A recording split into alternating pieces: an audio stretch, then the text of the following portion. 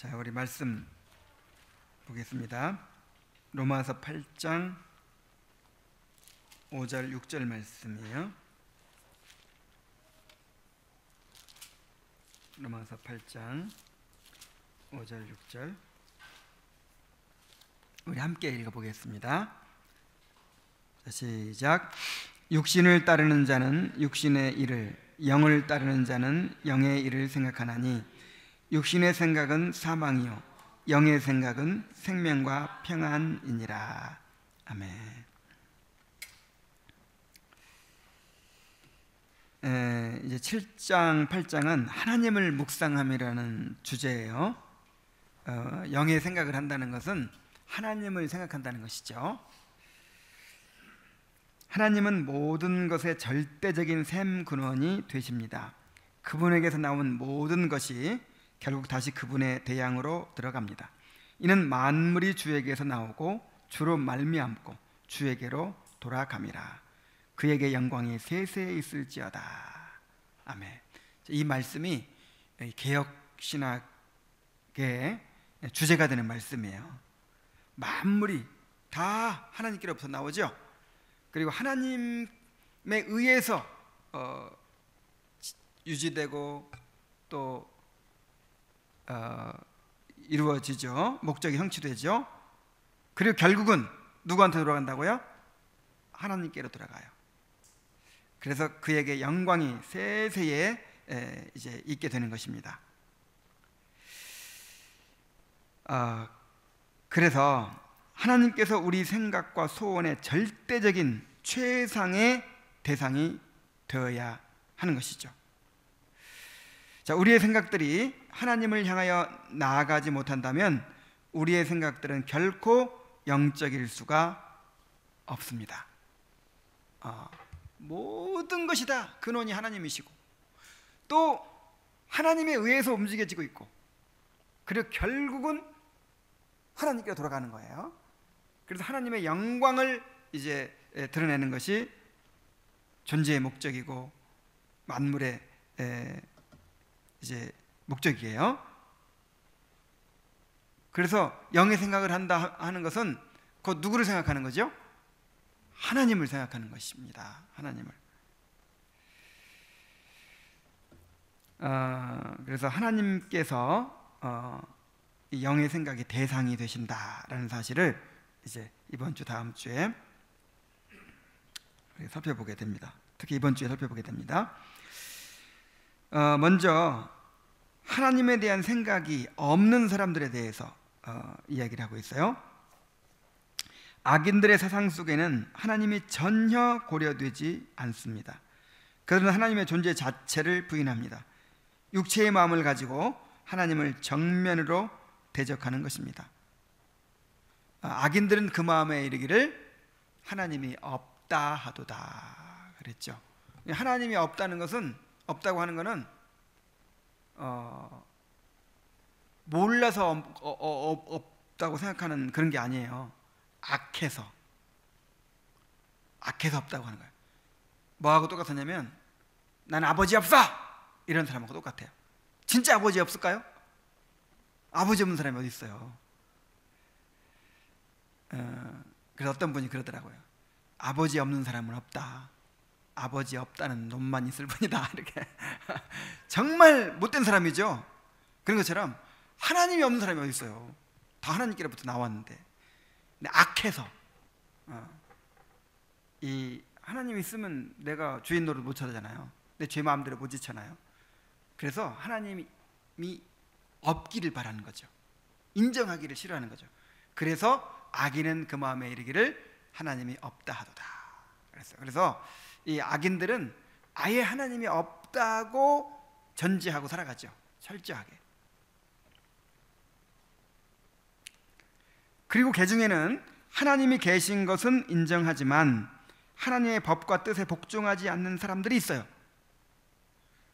진짜 무신론자는 드물어요. 무신론은 하나의 신앙이에요. 하나님이 계신다는 것을 믿는 것보다 하나님이 없다는 것을 믿는 게 훨씬 어렵습니다. 하나님 없다는 것을 어떻게 증명해? 있다는 것을 얼마든지 증명할 수 있죠. 뭐 체험을 통해서든 뭐를 뭐 증거들을 통해서든. 근데 없다는 것은 증명할 수가 없어요. 그래서 하나님이 없다고 확고하게 믿는 사람, 이런 무신론자는 극히 드물어요. 대부분은 뭔가 있긴 있을 거야. 하나님은 있을 거야. 그러면서 막상 하나님의 법과 뜻에 복종하지는 않죠. 그런데 이런 사람이 더 나쁜 사람이라는 거예요. 이런 사람들은 하나님의 존재 자체를 부인하는 것보다 더 악합니다. 피조물이 하나님의 법과 뜻에 복종하지 않는 것은 하나님의 권위에 도전하는 최상의 악이기 때문입니다. 차라리 하나님 없다고 생각하면서 그렇게 살지 말든가, 하나님은 있다고 생각하면서 내 마음대로 살아요. 이거는 반역이잖아요. 반역. 자, 무신론자들을 보십시오. 그들은 눈에 보이지 않고 영원한 것을 아예 보지 않기로 결심한 자들처럼 보입니다. 그들에게 하나님은 없다라는 말이 매력적일 수밖에 없습니다. 훗날 자신들의 죄를 회개하실 분이 아예 없다고 단정 지어버리는 것이 차라리 그들의 마음을 편하게 하기 때문입니다. 피할 수 없는 빛의 증거가 성경으로부터 쉴 새 없이 비쳐나오고 있지만 이들은 마음의 눈을 감아버립니다. 그래서 아까 말씀드렸듯이 진짜 하나님이 없다는 것을 확신해서가 아니라 없기를 바라는 거죠. 없다고 믿고 싶은 거죠. 하나님을 부정하는 것이죠. 사람들이 죄 안에서 안주하고 간섭 없이 살고 싶은 욕망의 덫에 걸리지 않고서는 무신론의 사상의 세력에 잡혀 있을 수는 없습니다. 뭔가 지금 사람이 죄 안에서 안주하고 간섭 없이 살고 싶은 욕망의 덫에 걸려 있다 이거죠. 뭔가 이렇게 죄에 사로잡혀 있어요. 죄에 사로잡혀 있기 때문에 하나님을 인정하지 않는 거예요. 그래서 지난번에도 그런 말씀 드렸죠. 너무 착한 사람인데 그런 사람도 어떻게 죄의 노예라고 할 수 있나? 뭘로 알 수 있다고요? 하나님을 인정하지 않아요. 하나님을 인정하지 않고 하나님께 나오지 않는 것 자체가 죄의 노예라는 증거예요. 죄에 사로잡혀 있으니까 그렇게 못하고 있는 거예요. 죄를 사랑하는 것이 마음에서 제거되지 않는다면 하나님을 인정하게 하는 훌륭한 논증과 사상이라 할지라도 그들의 마음에 정착시키지 못할 것입니다. 그래서 뭐 창조론을 막 기가 막히게 설명하면 이야 진짜 하나님이 계신가비요 하면서 하나님을 믿는다든지, 하나님이 존재하는 증명 막 하나님의 존재 증명을 막 학문적으로 막 하면 사람들이 설득돼 가지고 믿을 거라고 이렇게 생각하는 건 참 단순한 생각이에요. 어리석은 생각이에요. 왜 그렇다고요? 죄의 세력이 그의 마음을 확 잡고 있어 가지고 아무리 어떤 논증을 펴도 증거를 보여줘도 받아들여요, 안 받아들여요? 안 받아들이는 거예요. 그래서 전도의 미련한 것으로 영혼을 구원하시지 인간의 논증을 통해서 구원하시지 않습니다.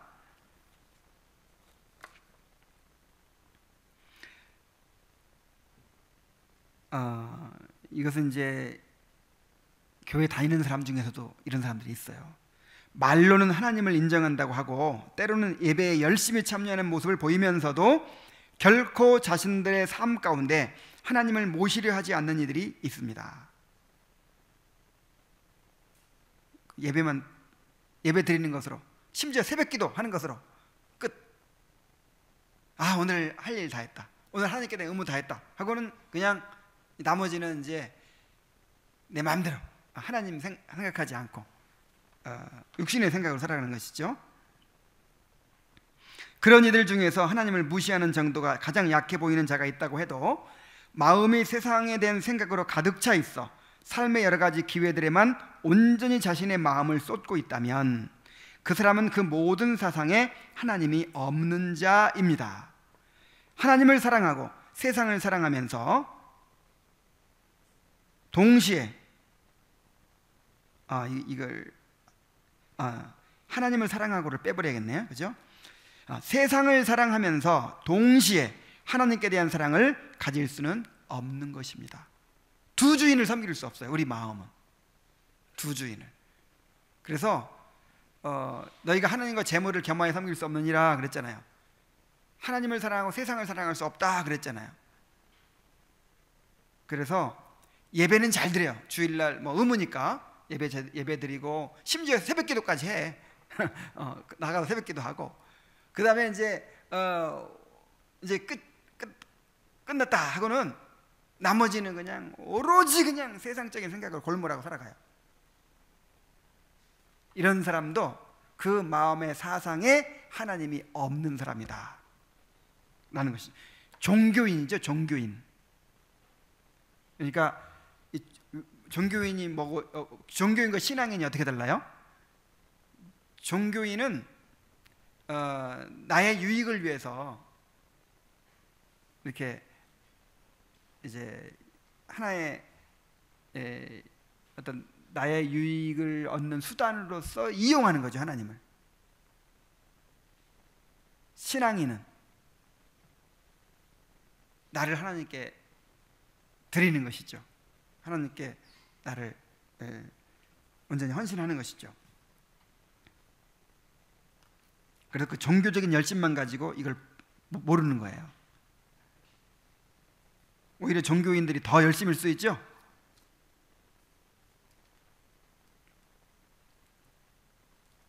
영적으로 생각한다는 자들 가운데도 그러한 상태에 있는 자들이 있습니다. 심지어 그 중에서 좀 더 막 영적으로 생각한다고 막 이렇게 자부하는 사람들 중에도 그런 사람이 있다는 거예요. 그들은 늘 세상의 일들만을 생각합니다. 그들에게 영적인 도리는 단지 의무일 뿐입니다. 세상에 속한 것들을 사랑하고 그것들을 가지고 누리고자 하는 소원하는 욕심을 위해 모든 기력을 모두 소진합니다. 그러면서도 언제 그랬냐는 듯 즉시 거룩한 의무들을 이행하는 대로 급선회하곤 합니다. 그러나 의심의 여지 없이 그들은 모든 사상에 하나님이 없는 자들입니다.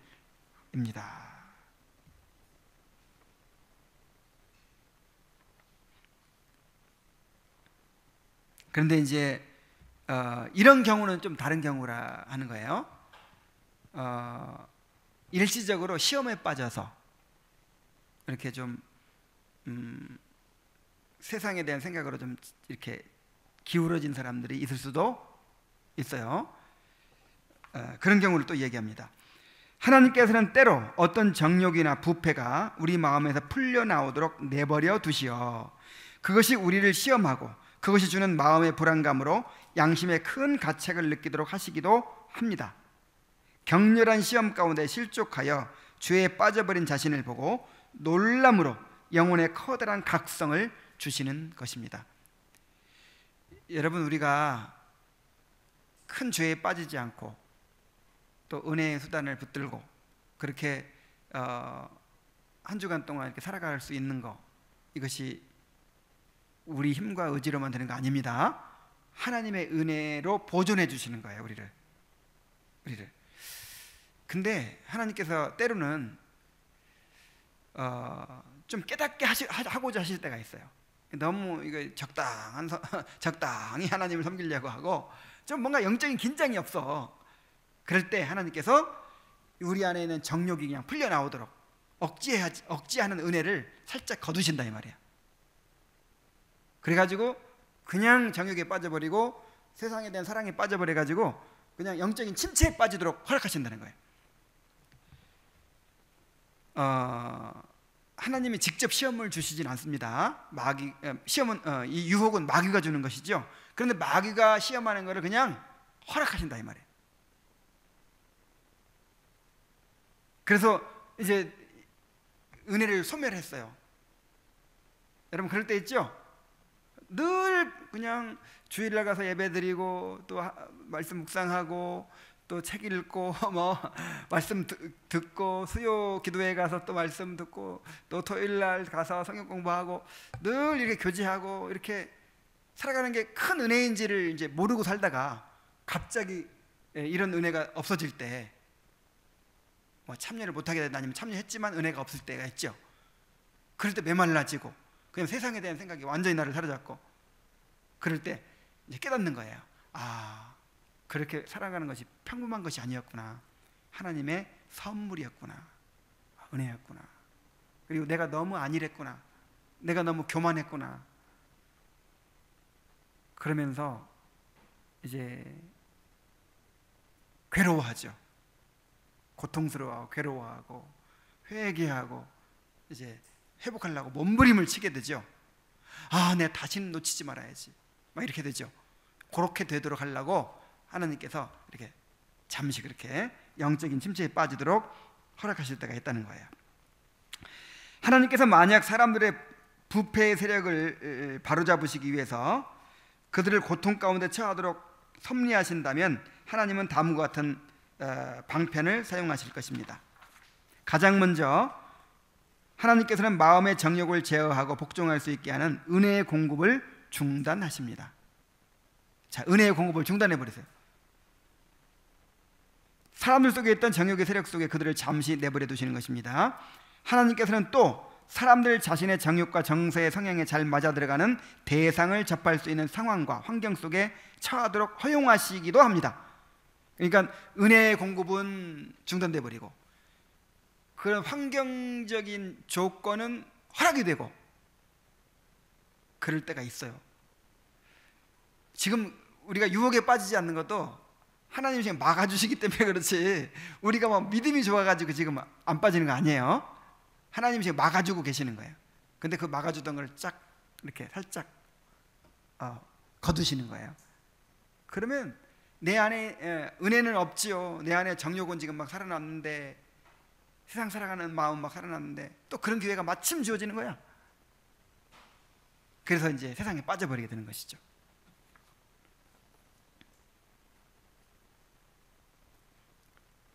사람들의 정욕이 기회를 만나 그 소원을 이루도록 내버려 두시는 것입니다.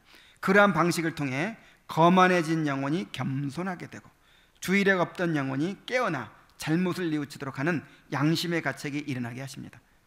예를 들어서 베드로가 3번 부인한 거 한번 생각해 보세요.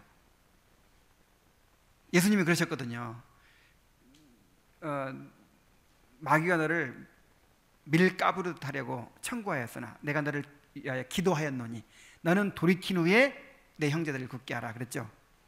예수님이 기도하셨기 때문에 베드로가 돌이켜서 초대교회 지도자가 된 것입니다.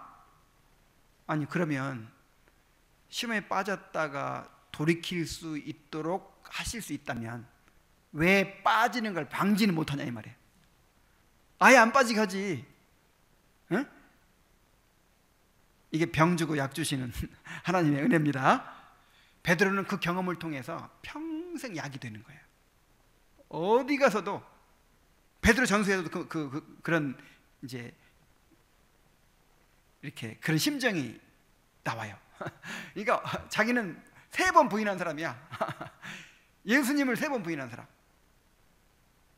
어디 가서 큰 소리 치겠어요? 겸손하겠죠 항상. 그래서 때로는 좀 위험한 얘기지만 잘 들으세요. 때로는 하나님이 작은 죄를 통해서 큰 죄를 예방하기도 하시는 거예요.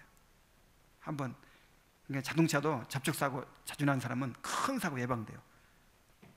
꿍꿍 이렇게 받치는 사람은 조심해요. 근데 아무 사고 없던 사람이 위험한 거예요. 오히려 그렇듯이 이런 걸 허락하신단 말이에요.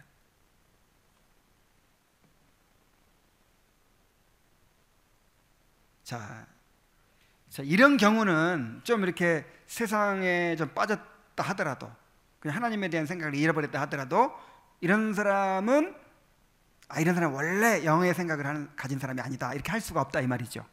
일시적으로 시험에 빠진 거니까. 그러나 시험의 때가 아닌 보통의 일상 속에서 정욕과 부패가 주도적으로 세력을 행사하고 있는 경우는 다릅니다. 그러한 자들은 시험이 닥쳐와도 죄에 대한 각성을 받지 않는 것은 물론이며 시험 자체를 고통으로 느끼지 못하는 자들입니다. 그러니까 시험이 오고 시험에 빠지고 그러면 정말 영의 생각을 하는 사람들은요, 그보다 더 고통스러운 일이 없어요. 너무 고통스러워가지고 막 다윗이 시편 32편에 보면 주께서 주야로 나를 누르시오니 내가 여름 가물에 마름같이 되었나이다. 너무 괴로운 거예요. 정말 영의 생각을 하는 사람들은, 거듭난 사람들은 하나님의 은혜가 소멸되잖아요. 성령을 소멸하잖아요. 말씀이 이제 없잖아요. 안 들어오잖아요. 그러면 괴로워서 못 살아. 그래서 다윗이 여름 가물에 마름같이 돼가지고 뭐라고 또 기도했죠?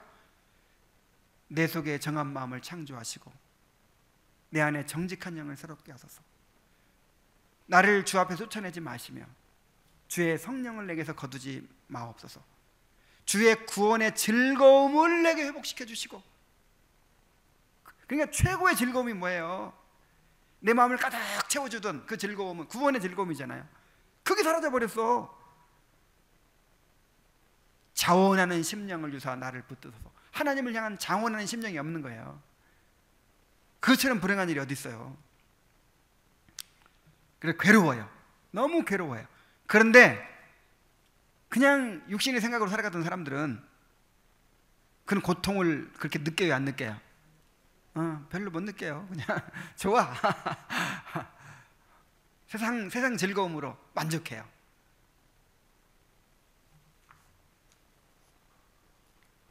죄는 마음의 생각들을 제어하고 주장하여 정욕을 실행할 육체를 준비시킵니다. 사람의 마음속에 죄가 향하는 대상을 즐겁게 여기도록 하는 생각을 가득 채워 죄를 지음으로 얻게 될 만족을 생각하게 합니다. 그러나 하나님께서 막으시면 이 얘기는 달라집니다. 정욕으로 하여금 더 이상 격렬한 작용을 하지 못하도록 제한해 버리신다면 말입니다. 자, 이렇게 막아주시는 은혜가 우리에게 있습니다. 그 은혜를 우리가 살아가는 거예요. 그 은혜를. 베드로가 3번 부인하는 그 시험을 통해서 깨달은 거예요. 이거를. 내 힘으로 살아가는 게 아니구나. 다윗이 깨달은 거예요. 바세바와 가늠한 그 엄청난 죄를 짓고 엄청난 징계를 받았죠. 막 정말 끔찍한 징계를 경험하고 나서 참 내 경건으로 내가 유지하고 살아간 게 아니구나. 그래서 내 속에 정한 마음을 창조해 달라고 기도했던 거예요.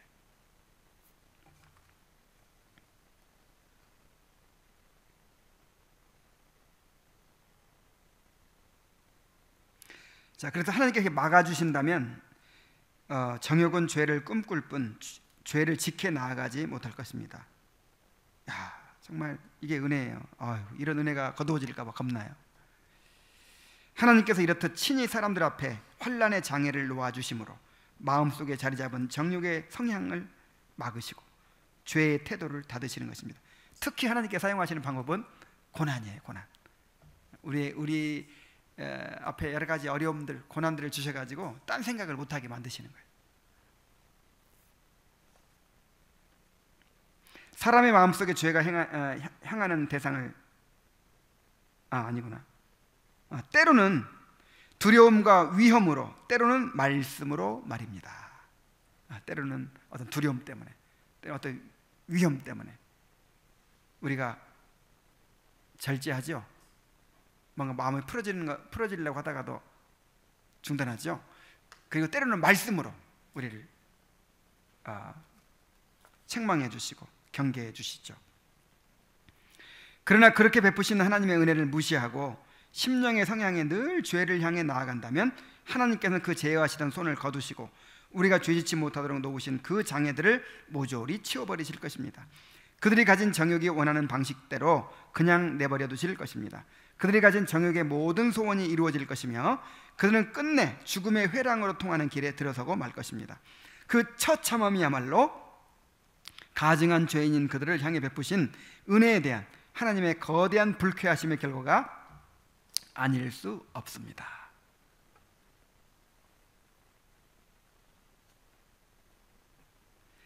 그래서 하나님을 마음에 두지 않는 이들의 생각들은 하나님을 정면으로 대치하는 것들을 토해내는 샘 근원에서 나오는 것이기 때문에 죄에 대한 사랑의 물줄기를 쉬지 않고 뿜어냅니다. 영의 생각을 하는 사람들은요, 그 영의 생각을 뿜어내는 샘이 있죠. 샘이 있어서 끊임없이 영의 생각을 뿜어낸다면 육신의 생각으로 살아가는 사람들은 그 육신의 생각을 뿜어내는 셈이 있다는 거예요. 셈이 끊임없이 뿜어내는, 잠시 동안 밀려오는 희미한 조수같이 하나님에 대한 생각들로 그 생각들의 흐름을 거슬러 보려고 해도 결국 그 하나님에 대한 생각들은 본래 그들의 내면에 있는 정욕의 세력으로부터 나오는 도도한 생각들의 흐름에 휩싸이고 맙니다. 때때로 하나님 생각을 안 하는 건 아니에요. 이렇게 살아서는 안 되지, 이런 식으로 하지만 다시 그것이 주도적인 생각이 되지 못하고 육신의 생각이 다시 그냥 휩쓸어 가버리는 거죠. 그런 이들도 외적으로는 거룩한 의무들에 얼마든지 참여할 수 있습니다. 종교인 노릇은 얼마든지 할 수 있죠.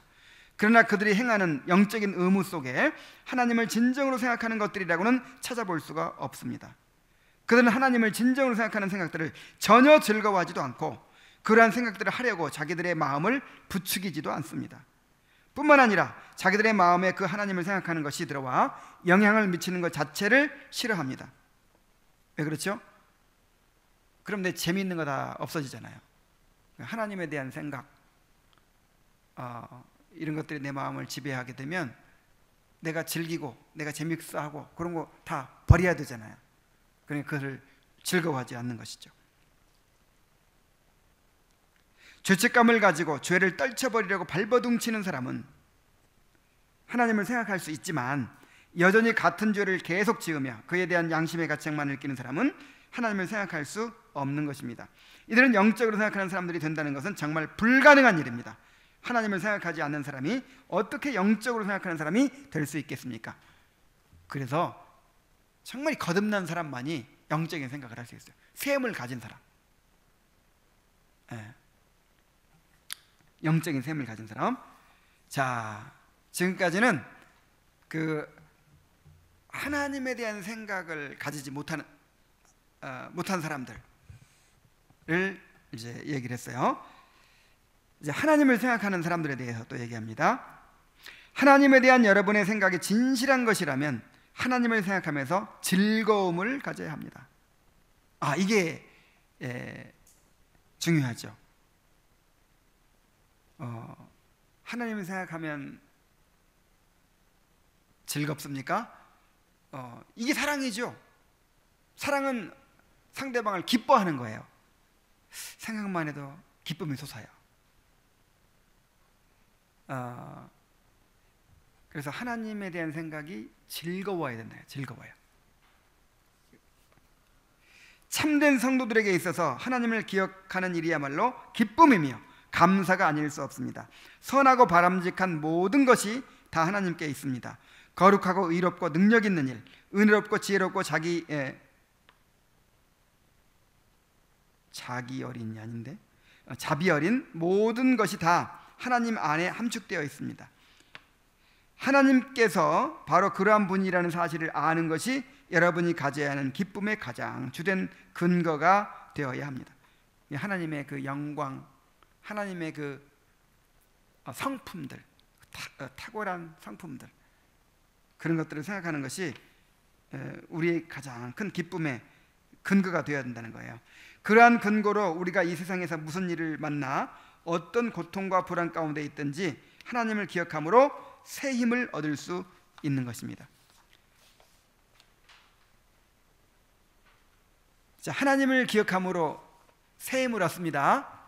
그래서 이제 우리 다음 주에 나올 텐데 내가 걱정이 많은 사람이에요. 이렇게, 그러니까 사람이 그 체질이 있어요. 이제 스트레스에 대해서 연구할 때도 스트레스 A형이 있고 스트레스 B형이 있어요.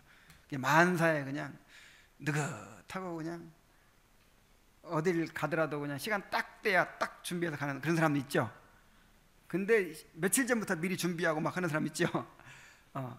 그리고 어떤 이제 위기들을 미리 예상을 해요. 이렇게 되면 어떻게 되지? 이렇게 만들 텐데 이런 걸 미리 이렇게 예상을 해.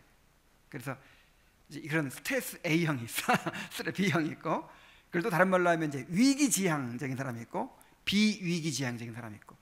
원래 성품 자체가 그렇다 이 말이에요. 우리나라 사람이 대개 전자가 많죠.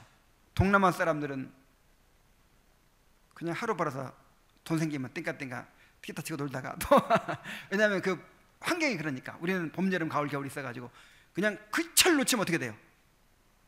1년 굶어 죽어요. 그냥 모 심을 때 꼭 어떻게 해야 돼요? 모 심어야 돼요. 김장할 때 꼭 김장해야 돼요. 그래서 우리나라 사람들은 이렇게 스트레스가 많고 위기지향적인 사람이 많아요. 내가 아주 비정상적이 아니라는 걸 변명하기 위해서 지금 그래서 걱정이 많아. 내가 한번 생각해 보니까 걱정이 많아요. 그러니까 잘 돼도 걱정, 안 돼도 걱정. 사람들이 일어나니까 아이고 이것도 교회 예배당을 어떻게 해야 되나. 뭐 잘 되면 잘 된다는 걱정은 나니까 안 되면 안 된다는 걱정하고. 아이고 그래가지고 이제 걱정이 이런 걱정 하나 생기면 이 생각이라는 게요 하나의 또 에너지예요. 그건 증명할 수 있어요. 예를 들어서 아주 좋은 생각하면 기뻐지고 힘이 나죠. 그 다음에 아주 그냥 나 실망시켜주는 실망스러운 생각, 누구 막 미운 생각하면 어떻게 돼요? 그냥 에너지가 막 소모되죠. 그래서 피곤이 사실은 그 심리적인 작용에 의해서 에너지가 고갈돼서 피곤하는 거예요. 사실 체력이 약해서 그런 사람도 있고 근데 체력보다 정신적인 게 더 많아요. 사실 오늘날. 그래가지고 이제 항상 이렇게 뭔가 부담이 있죠. 이렇게 걱정이 있어요. 여러분도 한번 담임 목사 해보세요. 그러니까 뭔가 잘 됐다고 해도 걱정, 안 됐다고 해도 걱정, 부담. 뭐 앞으로 이렇게 해야 될까, 뭐 해야 될까. 한 가지 생각하면서 마음이 좀 처지죠. 또 한 가지 걱정하면서 처지죠. 또 한 가지 생각해서 또 힘이 빠지죠. 계속 해서 하면 어떻게 돼요 나중에?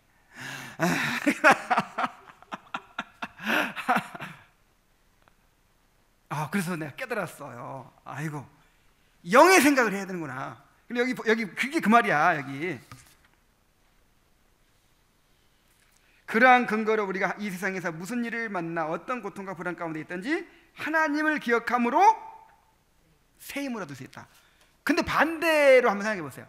맨날 이런 부담, 이런 걱정, 그리고 척척 처지지 말고 하나님의 그 탁월한 성품을 생각하고 나를 향한 사랑을 생각하고 언약을 생각하고 영원한 상급을 생각하고 현재 나를 섭리하시는 그 완전한 능력을 생각하고 자꾸 그렇게 해보세요. 그럼 어떻게 돼요? 지쳤다가도 힘이 솟아나겠죠. 자꾸.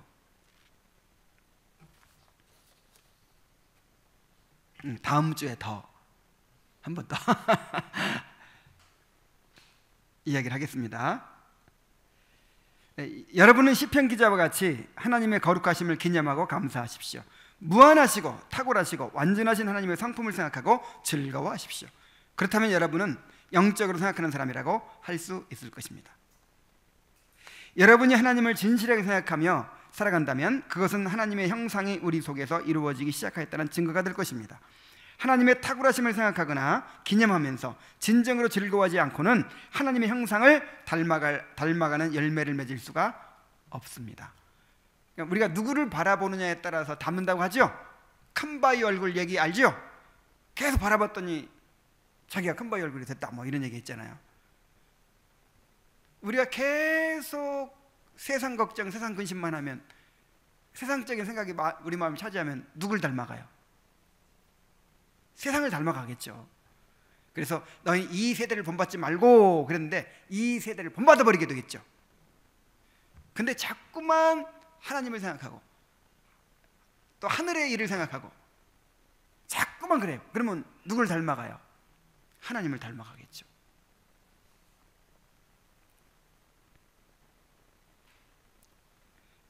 그래서 하나님을 생각함으로써 얻는 유익을 또 한번 이렇게 정리를 했어요. 자, 하나님을 생각하고 묵상함으로써 얻는 유익. 첫째, 하나님을 묵상하는 일은 우리의 정서로 하여금 하나님과 바른 관계를 수시로 점검하는 일을 하도록 합니다. 만일 우리가 하나님을 묵상하는 가운데 하나님의 영원하신 완전하신과 거룩하신 성품을 기뻐하거나 즐거워하지 않는다는 것을 발견한다면 우리 속에 하나님을 사랑하는 마음이 과연 존재하는지에 대한 의문을 가지며 자신을 돌아보게 될 것입니다. 그러나 만일 우리가 하나님의 거룩하심을 기원하면서 즐거워하고 하나님의 됨됨이 때문에 진정으로 즐거워하고 있음을 발견한다면 우리 마음이 하나님과 바른 관계에 있다는 것을 다시 한번 확신할 수 있게 있는 계기가 되는 것입니다. 그래서 하나님을 자주 묵상하는 것은 나의 영적 상태를 점검하는 그런 기회가 된다는 거예요. 둘째, 하나님을 묵상하는 일은 이 세상에 속한 것들로부터 우리의 생각들과 정서의 애착을 효과적으로 떼어내는 방편이 됩니다. 하나님의 선하심과 하나님의 아름다우심과 거룩하심에 대한 영적인 관점에 집중할수록 세상에 속한 것들이 모두 지나가고 사라질 가치 없는 것으로 보일 것이기 때문입니다. 그래서 죄를 이기려면요,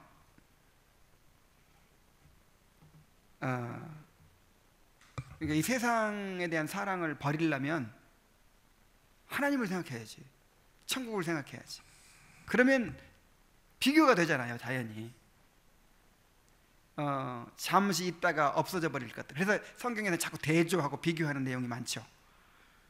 우리가 주목하는 것은 뭐죠? 눈에 보이는 것이 아니요 보이지 않는 것이니, 보이는 것은 잠깐이요 보이지 않는 것은 영원함이라. 그래서 보이지 않는 걸 계속 주목하면 보이는 것이 너무 시시해져 버리는 거예요. 주의 영광스러운 광채에 세상 영화는 사라지네. 그 전에 뭐가 있죠? 눈을 예수께 돌려 그 얼굴을 주목하라. 그의 영광스러운 광채에 세상 영화는 사라지네. 정말 주님의 그 영광을 바라보게 되면 세상의 영화는 아무것도 아닌 것이 돼요. 근데 눈에 뵈는 게 없으니까 세상 영화가 너무 커 보이고 너무 우리 마음을 차지하게 되는 것이죠. 자, 셋째, 하나님을 묵상함으로 우리가 더욱 하늘에 속한 것을 생각하는 은혜를 얻을 것입니다. 하나님을 묵상하는 일은 하늘에 속한 모든 것을 묵상하는 것과 다르지 않을 것이기 때문입니다. 하나님을 자꾸 생각한다는 것은 다른 말로 천국을 생각한다는 것이죠. 하늘에 속한 것들을 생각한다는 것이죠. 왜냐하면 천국은 하나님을 누리는 곳이니까.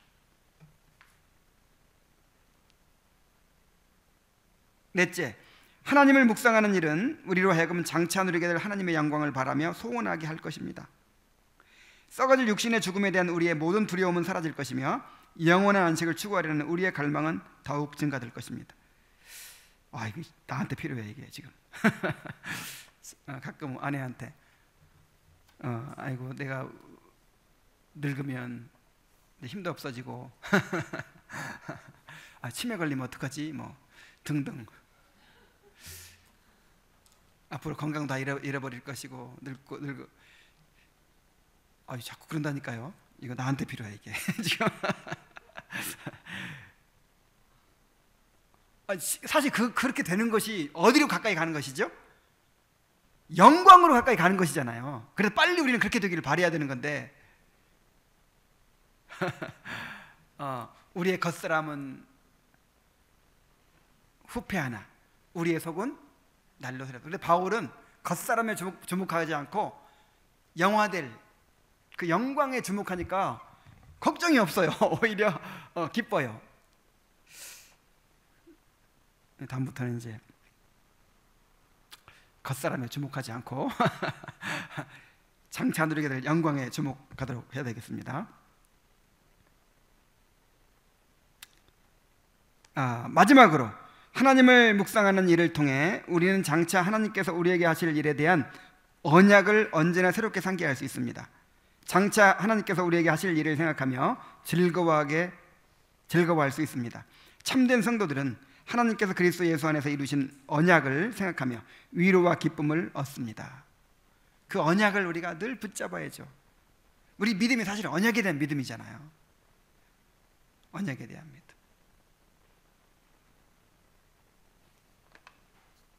그래서 하나님을 묵상하는 일을 통해서 하나님께서 우리에게 주신 언약을 늘 붙잡을 수 있고 기억할 수 있고 바라볼 수 있고.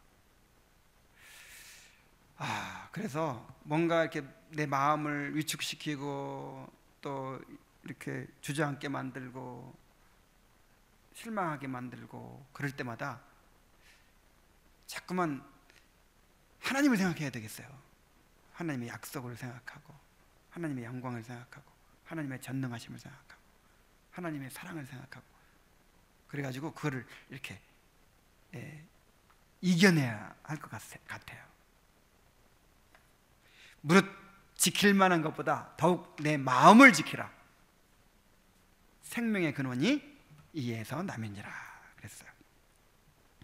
자, 그런데 이제 하나님을 생각하는 데 있어서 우리가 한 가지 기억해야 될 것은 하나님을 경외해야 된대요.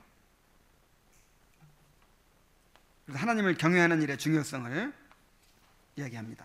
우리가 참으로 영적으로 생각하는 사람이 되기 위해서는 하나님에 대한 경건한 두려움과 경외심이 있어야 합니다. 이 경외한다는 말이 다른 말로 하면 두려워한다는 뜻이에요. 하나님을 향한 경건한 두려움과 경외심은 하나님과 관계된 모든 일에서 요구되는 것입니다. 모든 악은 하나님께 대한 경외심의 부족으로 시작됩니다. 그래서 정확히 말하면 경외한다 하는 말은 사랑 플러스 두려움이에요. 하나님을 두려워하면서 동시에 뭐예요? 사랑해요. 요게 경외야, 경외. 어떻게 하나님을 두려워하는 것과 즐거워하는 것이 조화를 이룰 수 있습니까? 아니, 언제는 즐거워하라더니 또 뭐라고 해요? 또 두려워하래. 아니, 어떻게 두려워하고 즐거워하는 것이 조화를 이룰 수 있나요? 항상 기독교 신앙은 이렇게 역설이에요, 역설. 신성과 이인성, 한 분이시며 세 분이신 거. 하나님의 주권과 인간의 의지, 전부 다 조화될 것 같지 않은데 그리스도 안에서는 둘 다 조화가 돼요. 그래서 하나님을 즐거워하는 것과 또 두려워하는 것이 조화가 돼요. 그래서 떨며 즐거워할지어다 그러죠? 어떻게?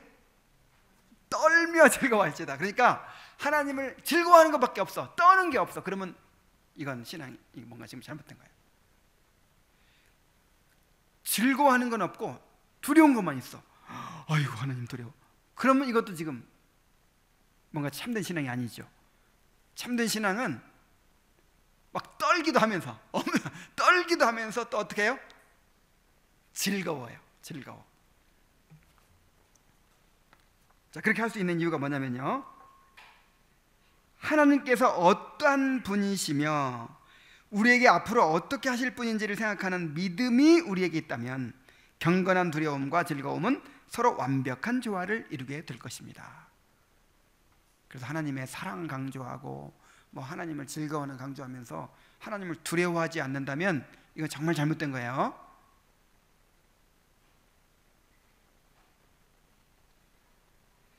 우리가 하나님을 생각하는 모든 것들에는 하나님을 향한 거룩한 경외심이 수반되어야 합니다.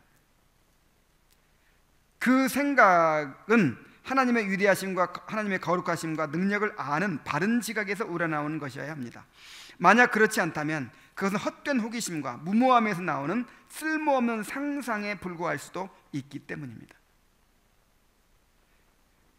경외 어린 두려움 없이 하나님을 생각하는 무모함에 빠지지 마십시오. 그런 마음의 상태로 하나님을 생각할 때마다 알지도 못하는 사이에 우리 영혼은 무모하고 하잘것없는 심령의 상태에 습관적으로 빠져들어가게 될 것입니다. 하나님을 경외함이 없이 예배하는 것이야말로 기독교를 가장 크게 침몰시키는 행위입니다. 이거 정말 중요해요. 하나님을 경외함이 없이 예배하는 것, 이것이 기독교를 가장 크게 침몰시키는 거라 그랬어요. 그런 예배는 많이 행해지면 행해질수록 그 사상 속에 하나님 경외하는 마음이 없는 사람들을 더 많이 생산해낼 뿐입니다. 오늘날 그 하나님을 경외함이 없는 그런 예배들이 있죠. 그렇게 뭐 그러니까 사랑만 강조하는 거죠. 그냥 하나님의 그 친밀감만 강조해요. 내재성만 강조해서 하나님 생각하면 눈물을 흘리고 뭐 하나님을 체험했다고 막 하고, 이제 그런 것들이 진짜가 아닌 증거가 뭐냐면 두려움이 없어요. 그러니까 이게 성령 집회에서 쓰러지고 막 그런 거 있잖아요. 진짜 성령이 임해서 쓰러졌으면 어떻게 해야 돼요? 엄청난 두려움이 있어야 돼요. 근데 뭐 성령께서 오셔가지고 뭐 역사하셔서 막 쓰러져 이렇게 뭐 입신을 한다든지, 아니면 뭐 어떤 사람은 예수님을 만나가지고 예수님이 끌어안아줬다나 뭐 예수님과 막 거의 막 이 1m 사이를 어떻게 마주봤대요. 이렇게 실제로 그럼 뭐 어떻게 돼요? 신약 성경에서 예수님 만난 사람 다 어떻게 된 줄 알아요? 바울은 눈 멀어버리고, 또 사도 요한은 사랑하시는 제자 아니에요. 근데 사도 요한 예수님 보고 나서 어떻게 됐어요? 죽은 자 같이 됐어요. 근데 예수님하고 그냥 눈을 마주봤다 이렇게.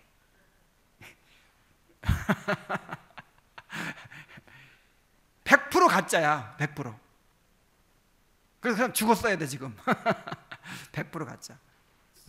이렇게 두려움이 없어. 그래서 이렇게 두려움이 없는 예배, 두려움이 없는 예배는 위험한 거예요. 이건 정말 하나님을 왜곡시키고 하나님 경외하는 마음이 없는 사람들을 더 많이 생산해낸다고 하잖아요. 그래서 정말 우리의 예배에 하나님 경외함이 있어야 됩니다. 정말 두려움이 있어야 돼요. 두려움이. 우리의 영혼이 하나님을 경외하고 두려워한다는 것은 하나님에 대한 우리 영혼의 존중심의 증거입니다. 그것이 없다면 하나님께서는 아무것도 받지 않으실 것입니다. 성경은 우리의 지혜 전부가 다 하나님을 경외하는 데 사용해야 하는 것이라고 말하고 있습니다.